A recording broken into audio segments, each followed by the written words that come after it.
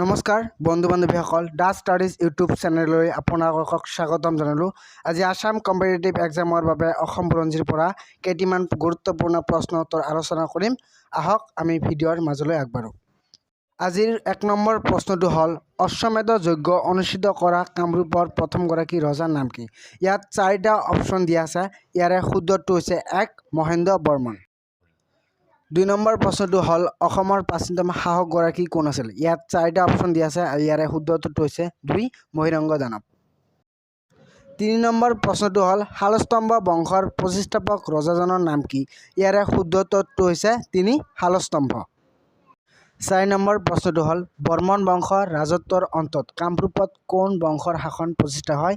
ইয়াৰে শুদ্ধটো হৈছে ২ শালস্তম্ভ বংশ। ৫ নম্বৰ প্ৰশ্নটো হ'ল প্ৰাচীন অসমৰ ইতিহাস ৰচনাত প্ৰচুৰ সমল যোগান ধৰা উল্লেখযোগ্য সংস্কৃতি গ্ৰন্থখন কি? ইয়াৰে শুদ্ধটো হৈছে ৩ কালিকা পুৰাণ। ৬ নম্বৰ প্ৰশ্নটো হ'ল সেন বংশৰ প্ৰতিষ্ঠাপক ৰজাজনৰ নাম কি? ইয়াৰে শুদ্ধটো হৈছে ঘ নীলধ্বজ। ৭ নম্বৰ প্ৰশ্নটো হ'ল আহোমৰ শেষ ৰজাজনৰ নাম কি? ইয়াৰে শুদ্ধটো হৈছে ২ পুৰন্দৰ সিংহ। ৮ নম্বৰ প্ৰশ্নটো হ'ল কনিষ্কৰ ৰাজধানী কি আছিল? ইয়াৰে শুদ্ধটো হৈছে গ পুৰুষপুৰত। ৯ নম্বৰ প্ৰশ্নটো হ'ল চেঁচামুখৰ যুদ্ধ কিমান চনত হৈছিল? আৰু ইয়াৰে শুদ্ধটো হৈছে ঘ ১৫২৩ চনত। ১০ নম্বৰ প্ৰশ্নটো হ'ল ভৰালী যুদ্ধ কিমান চনত হৈছিল? ইয়াৰে শুদ্ধটো হৈছে গ ১৬৩৮ চনত।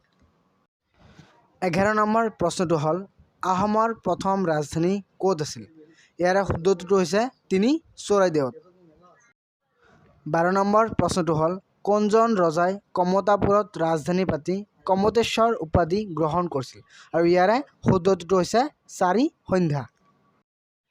১৩ নম্বৰ প্ৰশ্নটো হ'ল তৃতীয় মোৱামৰীয়া বিদ্ৰোহৰ সূত্ৰপাত কেতিয়া হৈছিল? ইয়াৰে শুদ্ধটো হৈছে ২ ১৭৮৬ চনত। ১৪ নম্বৰ প্ৰশ্নটো হ'ল বৰৰজা ফুলেশ্বৰীয়ে ক'ত পঢ়াশালী স্থাপন কৰিছিল?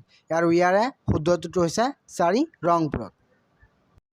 ১৫ নম্বৰ প্ৰশ্নটো হ'ল অসমৰ স্বৰাজ দলৰ প্ৰথম গৰাকী সভাপতি কোন আছিল?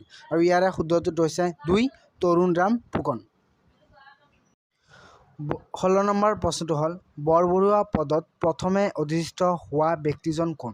আৰু ইয়াৰে শুদ্ধটো হৈছে ক মোমাই তামুলী। ১৭ নম্বৰ প্ৰশ্নটো হ'ল অসমৰ স্বাধীনতা সংগ্ৰামৰ ইতিহাসত প্ৰথম গৰাকী মহিলা শ্বহীদ কোন?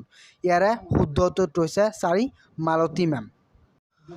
১৮ নম্বৰ প্ৰশ্নটো হ'ল কোনগৰাকী শাসকে কামৰূপ নগৰ প্ৰতিষ্ঠা কৰি নতুন ৰাজধানী প্ৰতিষ্ঠা কৰিছিল?